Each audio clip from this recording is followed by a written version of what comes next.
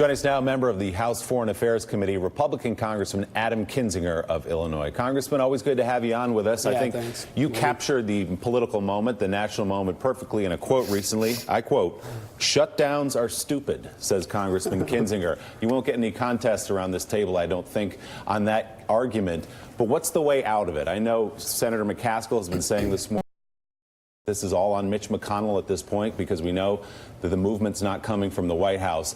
Help Americans understand how we get out of this and we get federal workers paid again. Well, here's how we got in it is nobody can compromise, nobody can talk to each other anymore, and we live in this environment where the far left and far right have captured American politics, and we're not allowed to talk to the other side of the aisle, and the other side always has to lose, it can't win. So here's how we get out of it.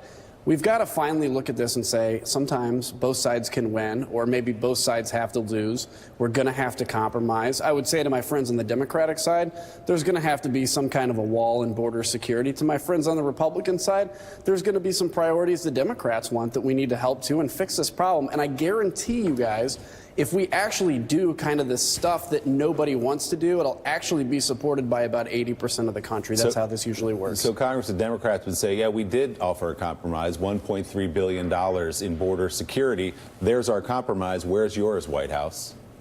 Well, I mean, look, you got to ask the White House that because I don't know what the negotiations are. I'd like to see more. Look, I've worked the border. There has to be some wall in some areas. It doesn't have to be sea to shining sea.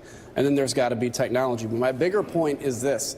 Regardless of what you actually think about what's being argued on this stuff, both sides have got to come together and figure a way out of this because we sit here in these stupid shutdown leverage points where we're like, oh, we're going to make the pain so great, and this is on all sides, that we're going to compel a solution. The answer is both sides can win, or maybe call it both sides losing, but that's the only way out of this. We just sit here and we have to have total victory all the time, and we can't function out here anymore. So what gives you hope that what you've just said may take place, that there suddenly will be compromise when you look at the White House dug in and Democrats dug in, happy with the way this is going for them, at least politically? If you look at polling, the American people, a majority of them president for all of this. What gives you hope there will be compromise and a solution here? So I'm an optimist, but about 84% of the time my optimism is wrong. Look, I mean, there's going to have to be a way out, and I think it's going to come out of the Senate. That's, having been out here for 8 years, typically the Senate's where these things happen. A couple of folks getting together and coming up with a compromise solution, and then the White House is going to have to accept that, right? And so that's the way I guess I see out of this. But I think what needs to happen is more and more people need to speak out and say each of these parties are being held hostage by people with the most extreme views, and the whole rest of America is not being represented, and that has to change. Congressman Claire McCaskill is with us around the set. The senator has a question for you. Congressman, I'm curious how you feel about what's surfaced in the last 24 hours about the president's view of NATO. I know your background, and I am very concerned with General Mattis gone from the Pentagon, with the president, maybe not handcuffed like he was, with Mattis there in terms of staying on a course to protect our alliances around the world. And I'm really curious if you have talked to Jen Imhoff or Roger Wicker, who are the chairman and most senior members of the Armed Services Committee in the Senate. It seems to me the Republicans in Congress have a moment here that they could all speak out about NATO, and it could really make a difference. And I'm curious if you think that would happen.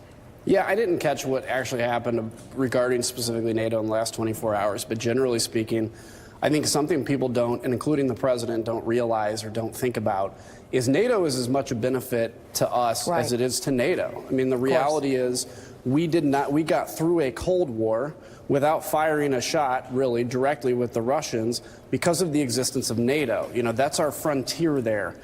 Protecting the democracies of NATO, like our own elections, is extremely essential. So this idea where people kind of have said, let's just bring everything home, put up the walls, not just in the immigration debate, but metaphorically, and let the rest of the world just fight itself because it doesn't matter to us. I can make huge arguments for the facts that the reason we are the richest country in the world is because of our involvement around the world, protecting shipping lanes, etc. Well, I hope you talk to your Republican colleagues on the Hill, because the president, it's reported that the president has advocated advocated pulling out of NATO. Yeah. Oh, yeah, that would be a massive mistake. Massive and I'll tell you, mistake. we have got to, I get worried in my own party because I'm seeing this trend towards isolationism, this Rand Paul kind of theory of foreign policy, which is ridiculous, and it's the whole reason that the libertarians get about 2% in every election, because the rest of the country realizes that view of foreign policy is ridiculous. All right, Congressman Adam Kinzinger of Illinois, let's hope next time we talk to you, the government's open for starters. Yeah, Thanks so much. hopefully. See ya. More with Senator Claire McCaskill when we come right back.